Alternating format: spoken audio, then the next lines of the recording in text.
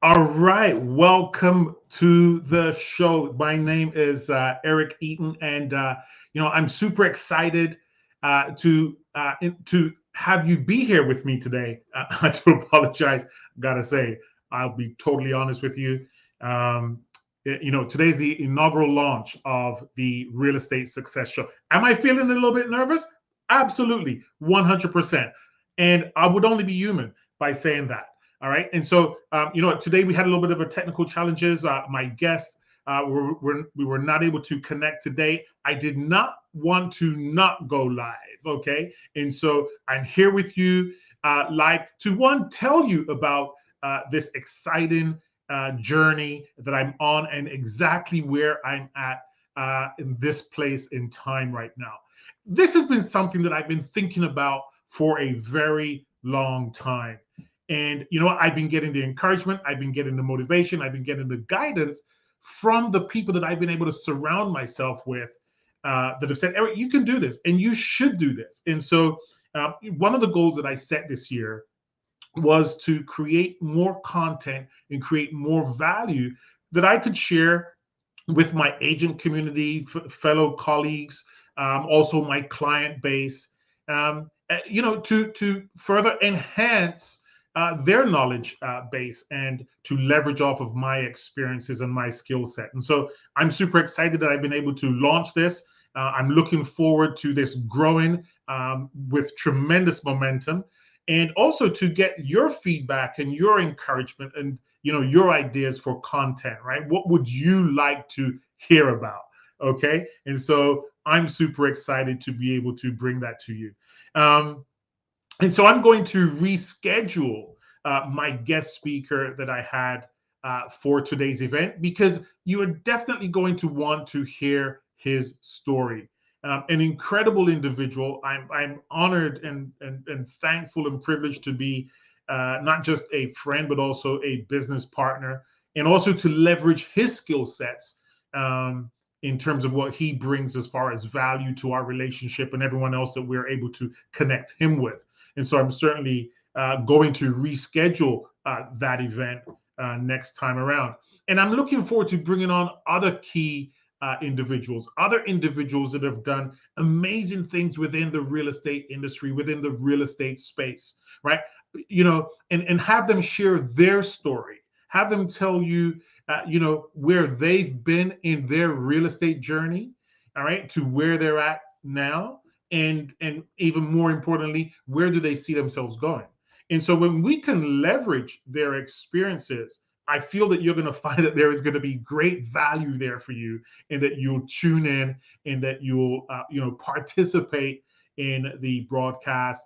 Share with me your tips and ideas and suggestions for helping me to make that better. Even more importantly than that is for you to submit your questions to me, and in that way I can ask my panelists your most important questions to help you to grow your real estate business. Because at the end of the day, right, the reason why I'm doing this is to help you to shift the needle forward in your business, so to speak. All right. And so that's what I mean when I say, hey, what value can I create? What value can I bring to the marketplace? What value can I bring to my colleagues and future agent relationships by leveraging the experiences of the agents that are in my circle and within my network, right? So we don't have Jay Kinder here today, but I'm certainly, again, looking forward to bringing him on a future show, along with other agent partners that I'm aligned with.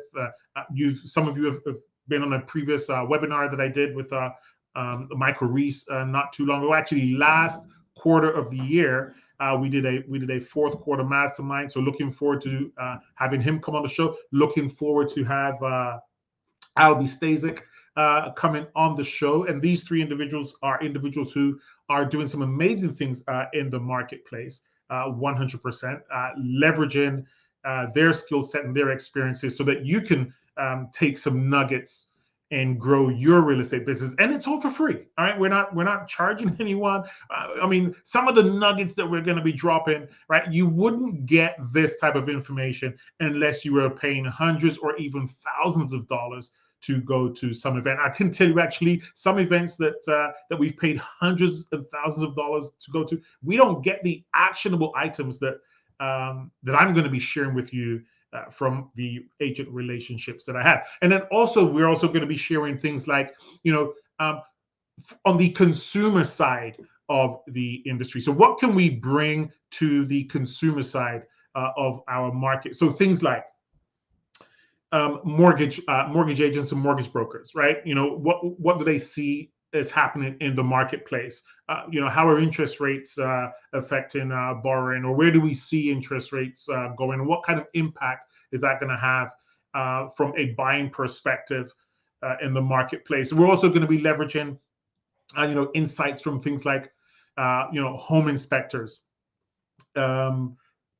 insurance brokers, accountants, tax preparers, anything to do with the real estate side of the market. I want to be able to bring that type of content also. So it's going to be jam-packed. I'm excited. I've never been as excited at the beginning of the year than I am right now. And for those of you that don't know, it's been a year-long journey for me with my current brokerage at eXp Realty, and it has been an amazing journey. I got to tell you, I've stepped out and done some things that I only wish that I had done before, but there's no time like the present, they say.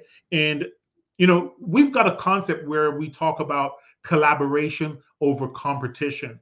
And that is so true, because a lot of the agents that I'm able to collaborate with, it's sharing of information, sharing of strategies, sharing of insights, absolutely free, unencumbered whatsoever, to help me to grow my business. And so I've been taking that same concept and I've been sharing that with agents that I'm currently mentoring and coaching and sharing information with, without any circumstance whatsoever, just being there to share and to give back. All right. And so that's what we're doing. That's what we're experiencing. And that's what we're sharing with our agent community. And so I'm certainly looking forward to growing that. Now, let's just see. Again, if you've got any comments or anything else like that that you would like to share, certainly please feel free. Drop a comment. Let's take a look. Let's see where you're at. Okay. Yes, I see you in here. Yeah, absolutely, man. Love the shirt myself. Thanks very much, Robbie. Yeah, thank you. Listen, man, we're trying to bring it. Despite the circumstances, despite the fact that, our kickoff show has not gone the way that we would have liked it to go, we're still going forward, right? We're not looking at this as a reason to not go for it. I certainly didn't want to disappoint you all who had made time in your schedules to join me today, and disappoint myself also by not going live because I didn't have my guest with me. And so, no, we don't take any excuses, right? There's a thing that they say, you can't have success and excuses at the same time. It just doesn't work, all right? And so you can only have one or the other, right? And I've decided that excuses is not going to be part of my vocabulary and part of my acumen. And so we're going forward no matter what, regardless. All right. And so that's exactly what we want to do. All right. Any pressing questions? Tell me if you've got any pressing questions, just drop them in the comments and let's see how we can help you with that. Okay. All right. Thank you so much for being here. I really appreciate you guys. By all means, certainly feel free to make a comment if you like. Okay, all right. Well, here is my guest is here. Let's just see. I'm gonna add Jay to the stream. Okay, sir. Hey, how's it going? Man, fantastic. Absolutely super stoked and appreciate you being able to be here with us, my man. Yes, me too. It's always a pleasure. Fantastic, fantastic, fantastic. Well, listen, let me just give you the intro that you so rightly deserve. And for those of you who do not know, let me share this with you. You know, Jay Kinder, super, super successful realtor, and he's going to tell you a whole lot more about himself. But just let me give you some of the Cold's notes. Sold over 4,000 homes during his career, listed over 500 homes in his best year in real estate. And between 1997 and 2010, he was ranked the #2 agent worldwide for Coldwell Banker. And he actually did that several times. And throughout 2011 to 2017, he actually ran 2 independent real estate brokerages. And during that time, he also started a coaching and training company called the National Association of Expert Advisors with his business partner, Michael Reese. And actually, the NAEA became the Inc. 5000 fastest growing independent company worldwide 6 years in a row. In 2017, he joined EXP and has grown his EXP agent organization to, I believe it's 6,000 agents, if not more than 6,000 agents. And I certainly can stand corrected on that as of January 2022. And during that process, he also founded with a couple of his other business partners, Michael Reese and Albie Stasek, one of the fastest growing Facebook groups with over 9,000 agents right now. And I'm going to let Jay share a little bit more about, you know, why they did that and what type of contribution they've been able to make in the marketplace. So Jay, man, that's a very, very kind intro. I appreciate it. Appreciate it very much. You know, it's funny when I hear those. You always cringe when you hear your own intro, and you're like, and then there was this failure, and then there was that failure, and then there was that failure, and then there was this failure, and none of that stuff ever gets mentioned. But I think the real testament to success is being able to endure the struggle and embrace the struggle along the way. And so it may sound like I've done a lot of great things, but I can assure you I have failed more than I have succeeded. That's for sure. Well, absolutely. Michael Jordan says it's best, right? Right. The shots that I didn't take, Right. And 100%. So it's a real thing. 100%. Real thing. Real thing. And I'm glad that you mentioned that, Jay, because, there are agents that are online with us here today that are either just started in their real estate business, have been in business for a couple of years. Maybe they're at the point where they want to expand and grow their business even further, or they've got a team and how do I kind of create that independence? Because, we're all, if we've been in the business for a while and we know what the journey is like to have success in real estate, we know that there's a lot of things that get sacrificed in trying to have that success. So give us a cold note version a little bit about yourself and your family and where you're at and why real estate for you when you did get into real estate. Yeah. So by accident, like I think a lot of people really, I don't think anybody grows up saying, hey, I want to be a real estate agent. Maybe some people do, but it doesn't have that glamorous shine that you think of as a kid. But my dad was in real estate, and to be honest, I really had no interest in getting into real estate. He did more property management and things of that nature. But he bought a Coldwell Banker franchise the year after I graduated, and I didn't really know that much about it. I mean, he wasn't out showing properties and listing properties and stuff that much. It was more just the in-office property management side, but. I remember one day I was mowing yards for him, like right at the summer after I graduated high school, and was mowing all his rental properties and whatnot. And I went in to get like a check. It was going to be like $400. And some guy that didn't look like he had done anything, he definitely wasn't sweating and dirty or anything like that. And he got a check for like $5,000. It was like $5,300. And I remember going, man, what did he do today? And my dad was like, well, he sold this house over in such and such. And I was like, man, I could do that once a month. That'd be great. And so it kind of opened up my mind opportunity, maybe, to get into real estate. And so, yeah, I ended up, taking the class, it was like a week and a half long or something ridiculous. Crazy. I think I flunked twice and then got my license, and then boom, that's when reality hit. And I think this is what, most people kind of experience is you go through all the hassle of getting your license, and then it's like, okay, now what? And, my sphere of influence were, all still in college doing keg stands. So there's no, I finally sold one of those guys a house a couple years in, but there was, it was, how do you get customers? That was the immediate struggle that I had to figure out. And And so, I struggled, and I went to every event, and I charged up all my credit cards, and, I did everything I could do to try to be successful. And I put together a handful of sales, had some hope, that it was possible to, to at least make a living, or at least make enough to keep my credit cards paid down, hopefully.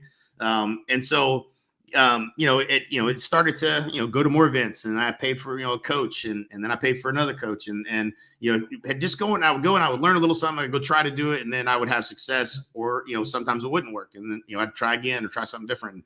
And eventually, as I started having success, I looking back, I was like, man, like that was like, you look back on like the rough water that you just came through. You're like, man, that was really hard right there. Like, nope, the people didn't tell me about that. This was hard. And so, I just became very just aware of how hard it was to be successful, and how many agents struggled to get to, to the side where, there's some predictability and some consistency in this business. And so, my dad didn't have the answer. He wasn't really in sales, and, he's the broker owner, and, he could throw a deal here or there, or I could have some floor time or whatever, but like, there was just no real process. Like, this is what you do. And, so yeah, I became, really fascinated with, and really not early on. It was looking back, actually, when my business partner, Michael Reese, saw that I was having quite a bit of success. At this time, I was probably like 23 years old, maybe selling 200 or 300 homes a year, doing pretty well for that age anyway. And he's like, dude, man, what are you doing? I was like, well, I'm selling real estate. So I showed him, what I was doing, and how I was lead generating and stuff like that. And he literally quit his job that weekend and got into real estate. And he was in Dallas, Texas. And it was because if somebody would have said, hey, telling me how to do it, I would have been like, are you kidding me? Like that, I don't know how I got through that. I don't really know. I didn't know what steps I had taken to get to where I was. And because I made so many mistakes along the way, it was just like, they show that the success is like this, that's what it really was. And so, but Mike, before he even had his license, Mike was calling me, and he was saying, hey man, should I, what website is that you have again? So he had the same website that, that I was generating 300 leads a month with instantly before he even had his license. He had that. And so the next step, every step that he was taking, he'd be like, hey man, what do you think of this? And I'd be like, no, don't do that. That doesn't work. And you're like, no. He's like, hey man, I'm thinking about hiring 3 buyers agents. I'm like, no, don't do that first. Do that. You need to get an ISA first. And so like we would, I would just tell him, some of the missteps that a lot of people make. And it became kind of clear that, he built his business to 1 million GCI in 3 years. And so we were both kind of like, I was blown away. I was like, dude, that's amazing, dude. You're killing it. And so, awesome. It was kind of fun to watch, but, I was kind of helping him navigate it. And that was when it became clear. I was like, man, there is a process here that you can take that is, you don't have to make all the mistakes. And if you do the right things in the right order, this is really not as hard as it was for me anyways. And so we became really passionate about people that wanted to have success and how we could help them. And so, we started, there's a few things we did along the way, little things we did along the way, kind of getting into business together. And then ultimately it became a coaching organization that, we really started moving further and further along down the value chain of how we could help an agent, not just, hey, do this, do that, but hey, we did this for you. It's done for you. Use this presentation, get trained on this. Here's the marketing pieces you send. Here's the, here's the follow-up drips you use. Here's the scripts you say, like all of the stuff that we had to learn and we created for our own teams. Then we started, making that where it was more done for you for agents. And that's when we became the National Association of Expert Advisors. And so, yeah, it was a long journey. It's 25 years I've been in this industry, and we've helped a lot of people really build successful businesses. And that's really our thing is like, it's not just about selling more houses. That we call that the transaction treadmill. And, my 500 plus homes, a year, track record which is what I'm known most for probably was the most miserable year of my life. Right. And so, it's like you spend 10 years climbing a ladder to realize it's up against the wrong wall. I'm like, this is not what I thought it was going to be like. Like I didn't have my weekends, back completely. I didn't have my evenings. The risk was higher. The stress was higher. Even though I was able to, take off and go to events and do things and keep learning, it wasn't very sustainable. At least it didn't feel that way. And so, yeah, that's kind of the story. Go ahead. Yeah, I was going to say, what, the more that we want something, or even if you say, you're saying that be careful what you wish for, you just might get it. It's like, you want the success.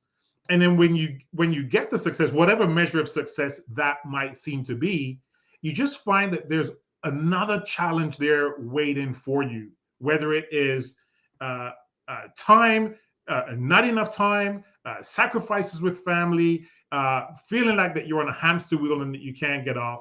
And so, what would you attribute to you being able to create, systems that you could leverage, or coaching that you could implement? You know, what would you say would be the most important thing that someone should do in their business right now to create more time freedom in their business? Okay, there you go. So that's a great question. And one of the things that we coach to is and it's funny because a lot of coaching is not really what I consider coaching, or not a really and the reason I say that is because I went to all these different coaches right within the industry. And so I go to this one coach and I'll say, Mike Ferry, great, one of the best coaches. I went to him early on. I had his cassette tapes. There was a blue one, or there's a green one and a red one. One you're supposed to put under your pillow and play it on a tape player. That's real early, Jay. That's real early, yeah. I mean, I was in it pretty early. So this is 97, 98. And so, but he's teaching me, like, I don't know any better, but he's saying, like, it's prospecting only. That's it. That's the only way. It's prospecting.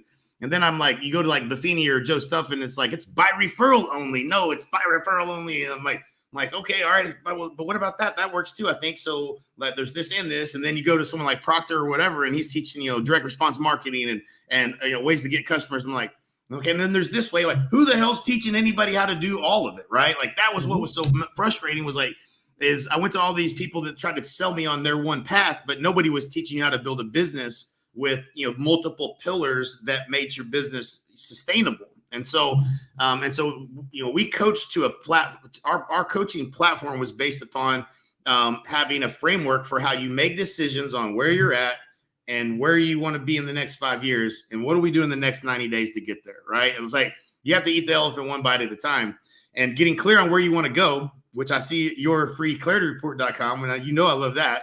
I mean, that's what it comes down to, getting clear on where you want to go, because that, and I say all that because of the pain and agony that I went through. I thought I knew where I wanted to go, and I didn't get real clear. No one took me through this process. So I wasn't running things through the filter of what I wanted my day to look like, what I wanted my life to look like. And so success for me was 500 transactions, and that did not translate to more freedom, time freedom, which is what your pointed question is. And so, and I think that's what all of our, even when I was young, it should have been the goal. I didn't know that. I mean, I knew that was the goal, but I wasn't as clear about why it should have been the goal until I didn't have any of it. And so with success in real estate, a lot of agents end up with no evenings and weekends. And so, it starts with, prioritizing and really becoming pig-headed discipline about your own time and where you're investing your time. That starts in the beginning of the day with getting clarity on your priorities and the things that you're going to get done. We used to have a process that was called the top 5 and top 1 of 5. It was your top, the top number one thing that you had to get done that day. And then you fill in 5 other things that you have in your calendar. Mm-hmm. Nothing that's there like every week or every day, things you got to physically put into the calendar. And, here's what I'm doing today. If you're making calls, what list of people are you calling, or what names are you calling specifically? Going through the thought of, I'm calling these FSBOs from the last 10 days or whatever it is. So, just getting real clear on what is it that you're doing that's moving the needle.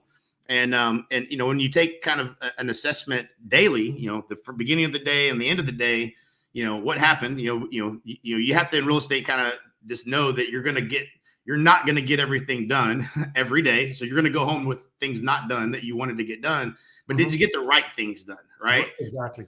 And so that's that one little framework of planning your day. And I can tell you, I mean, you any agent that comes to me with, busy, I'm so busy. I'm like, let me see your calendar. And it's a dead giveaway every time. Because this business, it's just the nature of the business. I mean, we all kind of go through it at some point. I fought the calendar, man. I didn't want to do it until I gave access to someone else to put things in my calendar, and things would just start popping up. And I was like, what? Saturday? Who? I don't want to Saturday. And so I gave my ISA my calendar. And so I had to start creating rules around who could set what appointments when and that kind of stuff. And you start protecting your time better and planning your time better, whether it's family things or something fun you want to do, or just a day to, go to the lake or whatever. Those things all need to be in your calendar as well. And that's the most important thing, is prioritizing your day. And I used to keep a list of all the things that I needed to do on just a little tablet next to me all the time. and I had in one of the columns in the spreadsheet, it had what's the dollar amount value of that thing if I do it today. Yeah. So if I'm negotiating a contract and it's worth $9,000, that one's worth $9,000. And so like say if you know back when I was doing an example like of flipping houses or whatever, like if I get this house bought that this they want to I'm in negotiation with. If I get that deal done, that's worth $30,000. I mean, that's a big one. I'll make sure I put that at the top of the list and make sure I get that planned in the day. And so and it's funny because you start writing down what's the real value of these things that you're doing, and it becomes real clear what's most important. Sometimes that doesn't, sometimes you do a lot of running around and jumping through hoops. Like that home inspection that you have to be at for this home buyer is not a high priority because you don't change the outcome. You're not inspecting the house. So I stopped going to things like that. I started setting the expectations that if it's not worth my time, then I'm not going to do it. I don't change the outcome. So I would explain and say, listen, this is going to be a home inspection. Here, I'm going to introduce you. They're going to do this. We're going to go over it together. So I'm not going to be there, but if you want to be there, you can be there, but I won't be there. And so like all of a sudden now I'm like, you're doing 3 or 4 or 5 deals a month or whatever, and you get, 10 hours back. That's a lot of hours. You know what I mean? And so little things like that, where when you ask the question, what, do I change the outcome in this? And you be honest with yourself, because sometimes we think we change the outcome and we don't. And you could hire someone else to do it better than you probably. Or do the exact or even better than you. Exactly. Right. And so yeah, that's just part of understanding that you're never going to make $1 million a year doing $10 an hour work. And so that's it's important. So let me ask you, Jay. And so let me ask you, because at what point in your career did you in particular, or should you make a decision to say, hey, as a matter of fact, I'm looking at a question here from Mercedes. At what stage in my business should I hire an assistant? Yeah. Right. So great question. So I think a lot of agents struggle with that, that $12 an hour job that they're doing that someone else could be doing. Right. And it's like, well, am I making enough deals to be able to afford myself an assistant? Right. Like, So it's probably, depending on, it's a good question. I've never actually done the math. Like, okay, if you're making $5,000 a month, that's not the time, but maybe if you're making $8,000 a month on average, I would say it's probably time, but really it's going to boil down to, and when you start really doing the dollar productive activities, this is what creates the real estate roller coaster. It's when you're on the roller coaster that you make the investment. That's going to be the answer for your question. But the roller coaster is when, you're doing a lot of proactive things. You're having conversations. Maybe you're making calls and you're calling leads, and then you're going out showing property and you're putting things under contract. And then the next month, you're going to inspections, doing all the, the servicing of the sale. And you didn't get to the calls because you were so busy with what you were doing with what you created from last month. And then the next month you have that month you close a bunch of deals because that's what you're messing with that whole month. Then the next month you don't have any closings and you're like, just get on the phones. Let's go. Yeah. So like when you realize that you're on this roller coaster, what's happening is all that next month that you didn't do the dollar productive activities is, what you did 60 days ago is what's paying you that month. And so, to level that out, you're going to have to get a lot of that stuff off your plate so that you can, it's either that or you got to put in more work, which, it's to each his own. But I think that, that you would have probably done the work if you had at least a part-time assistant to help with some of those things. And here's the other thing. Yeah. When you get to that level of kind of busy, you kind of feel like you're dropping the ball and you kind of realize like, man, I could have probably gotten more deals this month if I wasn't doing all this other stuff. And so, you kind of feel it to a certain degree. And it's always going to be the scariest thing you ever do is hiring that first person because you have no idea what you're doing. But, the rules of that first hire are take the things you don't like doing and the things you're not good at doing and the things that are low dollar productivity in terms of the value of that work of what you could pay someone else to do it. And if you get those things off your plate, man, it kind of starts to get fun again, like, hey, I didn't like doing that anyway. So that's off my plate. So like, it makes real estate a little bit more fun again to keep on pushing to, towards your goals. Towards the goals, man, and talking about goals, I mean, you were in a very well-established branded brokerage. Been there myself. I'm a diehard of Coldwell Banker. It's where I kind of cut my teeth, so to speak. That's where I had some of my best years. The ultimate service program they were so famous for, and that I thoroughly used to create leverage in my business. But you made a decision to kind of, step out and go on your own. You made a decision that you were going to go independent. Yep. Now, why would you leave from the comfort of a tried, tested, and proven and established branded franchise, so to speak? Yeah, it was scary. And go out on your own. Yeah, it was scary, and I thought I knew the answer to that. I'll tell you why I made the decision, and it was not an easy one. So my dad's exit strategy was sell the brokerage to me. So that was supposed to happen, and so the year that was supposed to happen, I started looking at the books from not just my side, which was doing a lot of the business, but I was looking at his books and what was the margins looking like on his side. A lot of referral fees from the Sindant and Colt, whatever it was, the referral source that they used to have. They don't have anymore, but and there's a bunch of deals that were happening and different varied splits and stuff. And I was just trying to figure out, I'm an optimizer, and that's not by not by nature. Like I was just a run and gunner, make a mess, and whoever's behind me hopefully will clean it up. But I became an optimizer and a processor because of the pain associated with the way I did things before. So I evolved to I had to get better in certain areas, and being a process-minded person and accounting side, instead of looking at cash in the bank, starting to really manage it from the books, all those types of things like I evolved to. But the reason that I left was I did the math, and the 6% Coldwell Banker fee that didn't cap at the just with my side of the business, and then a little bit my dad was taking off of the top as well, was well over $100,000 a year. And I was like, that $100,000 a year might be the difference in me being able to ever step out of production and run the business like a business. Mm-hmm. And so I told him, and he totally was cool about it. He finally moved over to EXP, by the way, 2 weeks ago. So finally, after 25 years owning a Coldwell Banker brokerage and franchise, he let it go and joined us over here at EXP, which that's a sign that, I mean, everybody's coming. If my dad's coming, everybody's coming. So he's an old hat thinker, so proud to have him on board. But yeah, it's he was really cool about it. And he said, I get it. I understand completely. I kind of thought maybe that, you might come with that conclusion, because he wasn't really making money on the brokerage side. He made money all on the property management, because he wasn't ever really in production. So he was cool about it. I ended up going independent, and the fear was, man, everybody knows me from Coldwell Banker. I've got, some points I've had 200 signs in yards that are Coldwell Banker. It's their brand is way bigger than my name. Are people gonna are they just gonna call Coldwell Banker and are they gonna give me those calls over there? I knew who answered the phones over there. There were some of those people that wouldn't give me those calls. So I was worried about it, and it ended up, man, we grew the next year. We actually did more business the next year than we did the year before, and we transitioned. And it was funny because people that had done business with me multiple times didn't even really know that I was with Coldwell Banker. They were like, "Well, who were you with before? Was it Remax?" I'm like, "No, it was Remax. I hate Remax because they were my number one competitor." I was like, "No, I was at Coldwell Banker." And he's like, "Oh yeah, that's right." I'm like, people just didn't care. They had, and we understand why, but you are the brand. It's your relationship with your clientele. You are the brand.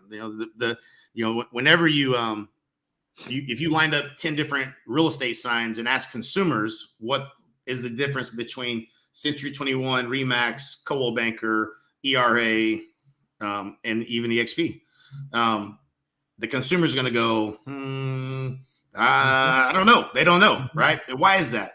Because if I showed you, a bunch of restaurants, like what's the difference between a Ruth's Chris and a Taco Bell and a McDonald's, everybody's going to be like, well, this one's this is this, right? Like we all know the difference instantly. And that's because, in managing brands, the brand manages the consumer experience. You go to a Taco Bell pretty much anywhere. I live in Puerto Rico now. Taco Bell's pretty much the same as every Taco Bell I've ever been to, except they don't have the gordita crunch. But outside of that, it's the same. And same thing with any other of those types of franchises where they manage the consumer experience. The agent manages the consumer experience in real estate. And so how good of a job the agent does is the reflection of whether somebody's going to come back to you or not. And it doesn't really matter what brokerage you're at. And so, that's kind of the what I learned after going independent. But my fear was that I was going to lose business somehow, or maybe changing brokerages was going to matter. The consumer literally does not care, as they shouldn't, because the brokerage doesn't manage the relationship. You do. So you stepped out, went independent, and during that time, you then formed the National Association of Expert Advisors. I'm assuming that you were having such tremendous success in the marketplace. Other agents wanted to know how you did it. And you saw that there was a way that you could create an experience for agents that they weren't getting elsewhere. Tell us a little bit about that. Yeah, for sure. So that was, we had met with, and so we where we learned the most was when we went outside of the real estate industry and started getting mentors from other industries. So Jay Abraham, we paid him like $150,000 one year. We paid Dan Kennedy, $39,000 or $38,000 for a day with Dan, and that's actually where we came up with NAEA. As we were trying to figure out what route we wanted to go, like what was the best way for us to deliver to agents the value. And like we could have created a brand and a franchise and branded that and then sold franchises and then helped agents with everything that was proprietary that we had. That was one idea. We explored it. We went and met with Peter Thomas, who was one of the top franchise guys in Century 21 in Canada, actually. Then we went and we were like, it just didn't sound fun, to be honest with you. Like the franchise route just didn't sound fun. And so we're meeting with Dan Kennedy. We're in his basement, and he's like, you can go this way or you can go this way. And the other way was the association. And so, as we started kind of vetting out what that would be, he's like, we're basically, you become a member of the National Association of Expert Advisors. We can certify you. Now you have a presentation, for a listing presentation that's built upon principles that we know you can present in a way that will get you the listing at your commission every time, that kind of thing. And then all the marketing around NAEA, it's all about positioning. How do we position you as the expert? So when you get there, people look at you at a different level than everybody else. And so all of those things that we learned over the years, and we started applying to this NAEA concept. And so we brought in agents, we coached them, and we gave them the tools and stuff that they needed to be able to win. And that was way easier because we could do that no matter what branch, what brokerage you were at. And so that was why we did, that's why we went the route of NAEA. And like I said, it grew like crazy, and we kept evolving. We would find more challenges that agents would have, and we'd be like, how do we solve this one? How do we solve this? And it got to the point where I'll give you an example. Hiring an ISA is probably one of the hardest things in the world to get right. I know people that have hired 10 and never got it right. And so it's a difficult hire, but it can be a huge catalyst in terms of return on labor dollar. Like for hiring and paying labor dollar to someone, it could be the highest return on that of any person you could ever hire. And so it's a good thing to do. What if we did it for you? Right? So what if we did all the lead generation for you? What if we handled all the incoming calls and scheduled all the appointments and sent out all the emails and the CRM, handled all the CRM and did all that? And so as we continued to evolve, we started thinking, well, we're just going to partner with agents and we're just going to do this for you. We're going to put your brand out there and we're just going to help you become the go-to agent in the marketplace, because what we saw was nobody was focused on helping one agent become the best, right? Like they just hire a bunch of agents and companies and good luck, y'all, figure it out. That's how I got into the business. And so we were like, man, let's find one person that we would like to work with, and one in every marketplace, and let's just help them do if it was us doing it, let's do it for them. And so that was how we were thinking about it.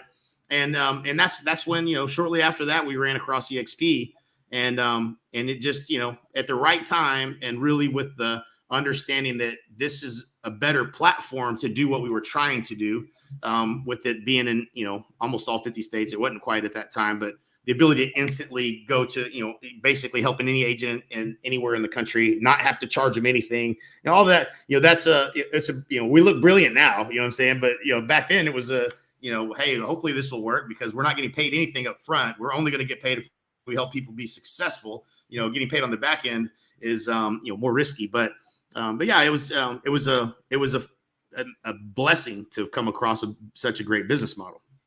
And saying it was a blessing is a really true statement. I look back at when I came across you guys. I look back at when I came across Michael Reese. Yeah. when I came into your world Right. from back in the from back in the days when you were trying out different systems, Yep. incorporating different systems into your real estate business, to market maker, to all different kinds of programs. I've been in and out of your coaching programs for a while, and so one thing that I can certainly give you guys credit for is that you constantly kept trying to improve your business. You never stopped pushing the needle forward, so to speak. And so you came to this crossroad. You've gone from Coldwell Banker. You're now independent. Um, Now you're looking at the prospect of joining and partnering at EXP. How did that come about for you? Share Yeah. a little bit Yeah. about that. So That must have been a little bit of a testing and a challenging. yeah, it was man, everything just happened in the right time for this to happen. And it started with we had run a pilot with so we had the coaching and training organization was pretty good size, but we were bumping up against the limits of what was capable, we were probably capable of with that. And we were trying to evolve into a better business model. And I'll tell you why.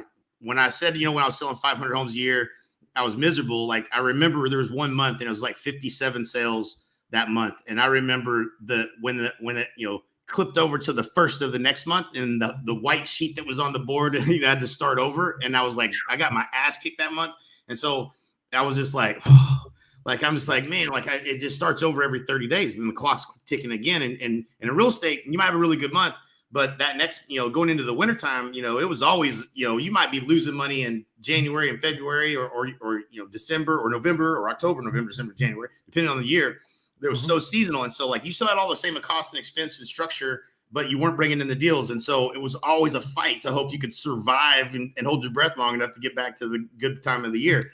And so that was, that was something that was, a challenge that we faced and we're used to facing in terms of our real estate businesses. But at NAEA, the problem was, we had gotten to like 200 clients in coaching and that revenue looked really good because it was going this way the whole time because nobody was canceling. And then it got to a point where, okay, now it's got some normalized attrition in the model and it's 11%. So we lose 25 customers. That means you got to sell 25 people. Now you got to do more marketing and sales to hit the goal, and even more marketing and sales if you want to grow, which, we wanted to grow. So we were trying to push the needle to sell more.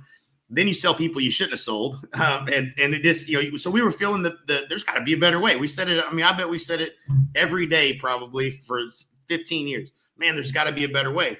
Mm-hmm. And so we thought, hey, if we could partner with an agent and get a piece of the business, this is what Jay Abraham told us to do from the very get-go. Then, you can, you get paid forever and you might have a book of business that might be worth something. You could sell it someday or whatever. And so he said, in the words that Jay Abraham told us, he said, man, I wouldn't do the coaching thing. He's like, your $1 million might make, you might make $1 million, but your $1 million won't be worth $1 million. And what he was saying, or he said, yeah, you might make, $1 billion. And that's what me and Mike were making $1 million a year. The company was doing almost 10 million. But if we were to sell that business, it was only worth about $1 million. It was only worth 1 year's worth of profitability. And so it was just like, man, he was so spot on with that advice. And he said, partner with agents is the better way to go. And so we got, caught up in things and, ended up in that, not by choice, but kind of by force a little bit.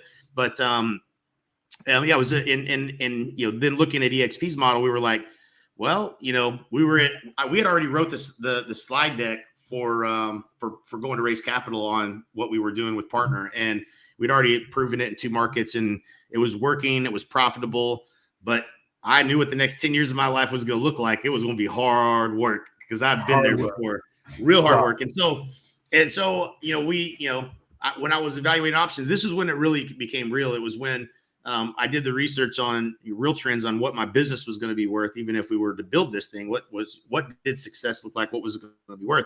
And the truth was, my brokerage that we were going to build was going to be worth 1.5 to 3 times EBITDA, which meant that they would basically purchase us for 1.5 to 3 times EBITDA. And then, they're going to ask us to stay on for a couple of years, and there's going to be a clawback clause for anybody that leaves. And essentially, I was like, man, I can't retire off of that. That's not going to work. So, so that it just, looking, keeping the end in mind, we were open-minded to maybe there was a better way. And that's when Al Stasic had called me right around the time we were in that process. And And he said, man, poke some holes in this thing. You know, I'm thinking about doing it, man. It just really feels like it solves a lot of my problems. And so I looked at it, and then there was a lot of pacing and back and forth and staying up late and really like, this is brilliant, like brilliant business model. And it was better for the agent. And that's, you know, that was the true test, right? It was like, who cares if it's better for us? It's got to be better for the agent. If it's better for the agents, then it's going to work. If it's not better for the agents, then it ain't going to work. Mm-hmm. And it was better for every agent. There's not an agent on this planet that shouldn't be at EXP. And part of the reason for that is because there's some alignment for people that actually are capable of helping you, that they're financially rewarded if they do help you. In fact, you can't really win here unless you help everybody else win. And so that's a beautiful thing. And so what's been missing, I feel like, in the whole, you know, time I've been in the industry, and certainly before it, is that, you know, you have some alignment with people that are financially aligned to help you be successful. And then they provide you all the tools that you need, so you don't have to go buy a bunch of stuff in order to execute on a plan that would work for you. And so that, you know, when people come to coach with us, you know, hey, what are you using? Are you using Tiger Lead, or are you using Market Maker? What are you using? Like, we got into the tech side of that, but you had to have something. And so you're spending another $1,000 on top of $1,000 or more in coaching, and you're spending $2,000 or $3,000, and you know, you put a budget to it on top of all that too. You know, to generate a handful of leads, your cost per lead is divided by all that expense. And so you had to be in the top 5% of agents in the world, you know, doing 30 or more transactions to even pay us to be able to help you. And so, like, we left 900,000 out of 1 million agents out of our, you know, scope of who we could help, just because by nature of the business. And with the solutions that EXP brought to the table with what we knew we could do to help, you know, it just was a perfect marriage for us. As soon as I could get my ego out of the way and put it over here and say, this is a better way, you know, it wasn't as hard as you might think, but it was definitely, you know, because part of me, like, the little twitch is like, you know, once you go build that, then, you know, I was like, yeah, I could do this, you know, but like, that's not what I want to do, but I know I could do it. And, but the reality is we would have probably screwed it up, number one, and it wasn't going to be fun. And like that's one of the filters I run everything through. If it's not fun, I'm out. And so, yeah, so we joined EXP and focused on adding value to the network. You know, how do we add value to everybody that we bring in? And we're working on some stuff right now. It's crazy the things that we can do to help people right now. And, you know, we're getting rewarded for that through the revenue share program, but, and rewarded handsomely, but we're going to pour back into it, because we know that the better we can help agents get success, the, you know, the more people are excited to tell another agent, and that's how this whole thing grows. But yeah, it's been fun. It's a great business principle concept. I hear Jim Rohn, you know, the more people that you can help is the more that you'll reach your goals, right? And yep. So that's a real key philosophy. Talking about goals, and let's just kind of talk a little bit about some individual goals that agents might have. And so, you know, for example, you know, what do I do? What are like the 5 essential daily habits that I should focus on? If there were 5 that you could pick, Jay, yeah, what would be the 5 essential daily habits that I could use to build my business? This is coming from one of my agents. Her yep. name's Julia, and so, you know, what would you say to her? So I'm gonna bundle one of these all together in the Miracle Morning for Real Estate Agents. So if you haven't read the book, The Miracle Morning for Real Estate Agents, that book has a process on how to start your day. So we're gonna say that's one, right? So one of the 5. And that's just a process for, you know, I think it helps everyone to have the best possible day they could possibly have. So, you know, that's Hal Elrod's book. We got to co-write the real estate version of it with him, along with Michael Mayer. But that's, you know, that's something I strongly believe in. So the Miracle Morning, follow that process. There's like the savers that they go through in the book. The second thing is quickly coming right out of the gate is what I said earlier, which is prioritize your day. So, you know, you have to have in order to prioritize your day, you have to have a list of things that you might be doing, right? And so having the discipline to calendar your day, prioritize and then calendar. I will say that that's one thing. I may not come up with 5, but that's calendaring and prioritizing and then calendaring your day, being intentional about what you're going to do that day is the next thing. And so, you'll be amazed at how much more clear you get when you use this process. And you just know that certain things aren't going to get done. Some things are going to happen that are going to take you off of your calendar completely. You just want to have an awareness to that so that you can realize that, hey, if I said this was a high dollar activity, and doing the math, what's it worth, right? So like, having that list of what are these things, what is the value of these things? And for me, I call in FSBOs and expireds. Like I did it daily or I didn't do it daily. But when I did it, the end result of that was, potentially 10 grand of revenue that I would get. And so like, if I skipped that, then, why did I skip that? That's not smart. I know that that's something I should do every day. What happened? Right. And so it's those kind of things happen, but just bringing the awareness around it is important. So the second thing is, or the third thing, as it relates to what are you doing that's driving revenue? So when we did goal setting, and I'll leave goal setting off this list for now because it's just something you all have to do. But and when we did goal setting, we would look back at what was working, like where did the last 10 deals came from? And I remember looking at this in my first couple of years, and I had gotten a couple of FSBOs and an expired. And so out of the last 10 deals, there was, a little bit of evidence that something was working. And so it was a reminder for me to be like, I need to make sure I keep doing this. This is actually working. And, they had a bunch of other random stuff, open houses or whatever. And so, there is a prospecting side of this business where you are talking to people that did not reach out to you to do business. That is, it's a leading indicator of success. And so when we set a goal that we want to have 3 closed deals a month, well, what do you do every day that's driving the result that you're after, right?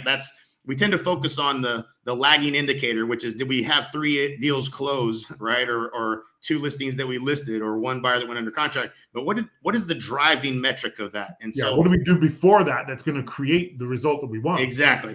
That's where you want to focus your daily efforts on, and make sure that you're doing something daily in that category. And so it may be making calls. And then, it certainly would be a number of conversations that you have that are going to lead to a certain number of appointments, or they're going to lead to a certain number of deals. And so, I think that's, something daily that's driving the business is a big part of, the things that you have to do on a daily basis. And I've struggled to come up with 4 and 5. I think getting face to face with the right people is important. And then I would say working on your skills would be another, until you're highly skilled. So what I mean by that is, in this business, you're either, Michael Reese always says, I love it. He's like, if we were disarming a bomb, you're either trained or you're partially trained, and you don't want to work with someone who's partially trained. And I always laugh at that, but it's so true. Like, we don't get really truly trained. And, one of the things that we try to do with our boot camp is we want to train. We don't want baby SEALs. We want Navy SEALs. So we want you wicked on the phone at being able to get past objections and get to the, a lot of people are afraid to call FSBOs, afraid to call expireds, or don't know how to, navigate the conversation to, end up in an appointment being set. And those are skills that can be learned, and they're super valuable, because you could parachute me out of if I had to make a living and I had to, parachute into some new marketplace, I at least have those skills with me that I can instantly use to start getting business. And so that's an important thing, that you should be working on your skills, your knowledge daily, and your positive, like something positive daily. And that's kind of part of the Miracle Morning. But every single day, like you better know the market, you better have the market knowledge, you better be listening to Keeping Current Matters, you better be subscribed to that. You want to be the position. If you want to be paid like an expert and be a professional in this business, then you better be knowledgeable, so knowledgeable that you're so valuable, people would be willing to pay you.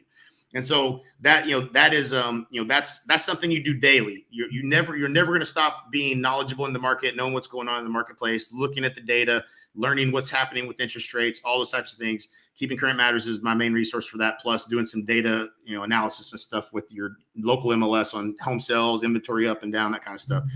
I think one of the things you touched on there, Jay, which was really key, and that is your skill set, developing your skill set, and especially your communication skill set. And I've come across this so many times, in coaching and mentoring agents within my sphere and my circle, and even outside of that. I have agents that say, man, if I could just get some leads, I just want to get some online leads. I just want to get some leads. Well, I want to get some buyer leads. I want to get some seller leads. And, and I always say, well, be careful what you wish for, because you just might get it. But the thing is, are you prepared? Like, how prepared are you for when you get that lead? What is your communication going to be like? What's your value proposition? Right? Because if you don't have a very good and strong value proposition that lead can buy into, then you don't have anything. If you can't communicate that, you're even at a even worse situation. And I believe one of the things that I love most about the NAEA and the philosophies and everything that the NAEA stands for, which is the National Association of Expert Advisors, and becoming certified in that, is that you can go out there and you can show a seller, for example, hey, the reason why you should hire me is I can show you how you can get up to 80% more for the value of your home than the methods used by a traditional realtor. Now, that in itself is something that they would probably have never heard of before, and you're conveying your value proposition. Yep. So, if you could have all the leads in the world, but if you don't have an effective way to communicate your value to that lead, then you're lost, right? Yep, you're dead in the water, right? Like you'll become frustrated really quickly, or you'll say this doesn't work, or you'll give up, and maybe not, and it's only because you just hadn't learned something yet. That's generally always, if something's not working for you, you haven't learned something yet. But I'll tell you a funny story, Eric. I had the very first coach I ever had that I recorded my calls. I was telling him that the script wasn't working. I was using the script and it wasn't working. He said the script. He said you're not using the script. I said no, I did. I followed the script. He's like, record your calls and we'll go over them. I said, so we did. Recorded them. The next call we went over them, and he's like, see, you didn't follow the script. And I was like, yes, I did. We played it again. And I changed enough of it up that it was changing the context of the script, but I didn't think that I was not following the script. And he said, don't change it. Follow the script exactly. And let's talk again next week. And I'll be darned if I did not set appointments that week using the script the correct way. And it was just a lesson for me, thankfully, early on that you're not good enough to be changing stuff before you try it, and be disciplined enough to be a good student. And because it was such a dramatic difference, like I would have bet the farm that I was following the script, and I was wrong. And I was like, you just got to be dumb enough to follow the script, Jay. Come on now. And so it was a funny lesson to learn, but I'll never forgot it. And so like that's kind of when I started coining the phrase, like, you don't have to be the smartest kid in class, you just have to sit next to him. Like literally, people have figured out how to do this, and it's usually you that did something wrong if it's not working, not them. So like you have to kind of adopt that mindset of, okay, where did I screw up copycatting what I've got here? And usually you'll find that something you've done different or changed. And so, that was an early lesson for me that helped me to be a better student and follow what mentors were telling me to do instead of trying to make it my own. Instead of trying to create your own thing. Exactly. Yeah.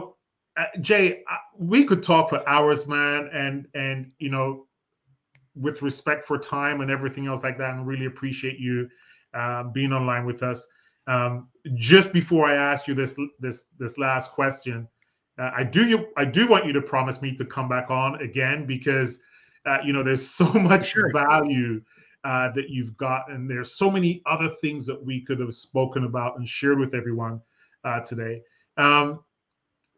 Let's answer this question. All right. We're at the beginning of the year. Some of us might be looking and saying, you know what, for things to change, I've got to change. For things to get better, I've got to better. Or, if I keep doing the same thing, I'm going to keep getting the same results. I want more in my business. I want more income, more time freedom. What does this whole EXP thing look like? If you could capsulate it somewhat, because I've heard you coin a phrase that says, once you see it, you can't unsee it. Right.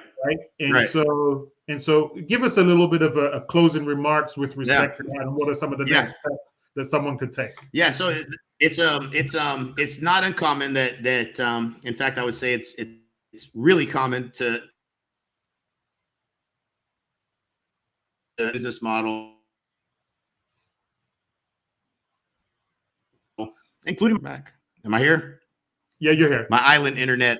Okay, good. My island internet went off there for a second. So it's very common that they think they kind of understand the basic the basic gist of the opportunity. And I would say 99% of the time they're definitely missing more than one thing. Like it's such a different business model. It's hard to get it unless you really invest the time. Now I talked to a lady today and she skimmed over it. She had no idea what the value proposition was. And so the truth of the matter is there's revenue share, and yes, there's stock, and yes, there's a cap of 16,000, and there's all these different stock awards and all these other things that all of those are pieces of the model. But the thing that people don't understand that even if they've looked at the model is they don't really know what it means to partner with us.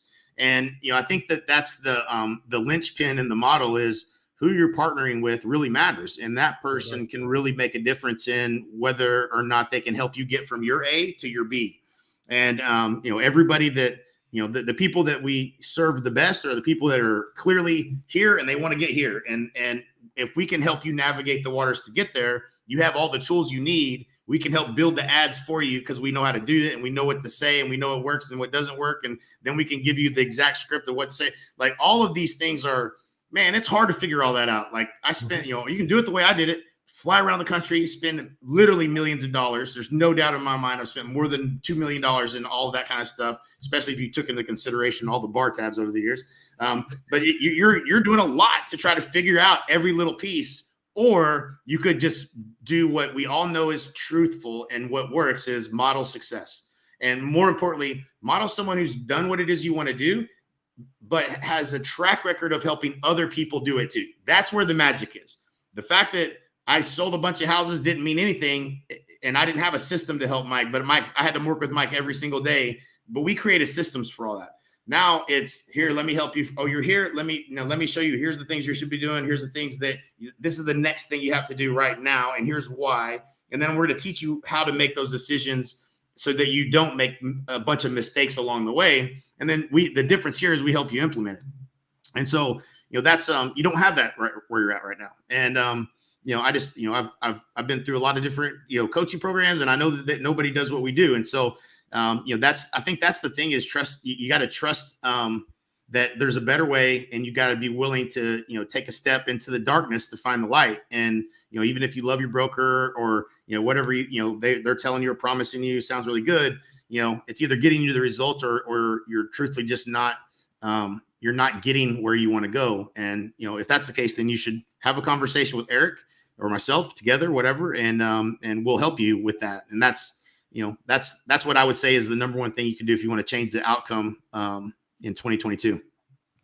And that's the reason why you'll see here tickering at the bottom of the screen is your opportunity where you can get your free clarity report. Just go to yourfreeclarityreport.com. It is a report that was designed, developed by Jay and his business partners, Michael Reese, and everyone over at the NAEA community. And it's a report that has helped literally thousands of agents create clarity in their real estate business. And it can certainly do the same for you too. And if you've got any questions that you want to reach out to me or to Jay, certainly reach out and let us know.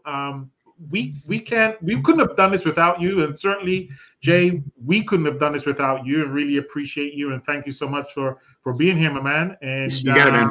Looking forward to the next one. Absolutely, man. Looking forward to it. I'll do another one. Happy to do it. And anybody else that, that want to have a conversation, I'm happy to help them with their goals. And it's always a pleasure being on with you, Eric. And we'll talk again soon. Awesome, my man. Thank you so much. Yep. Have a great one, everyone. All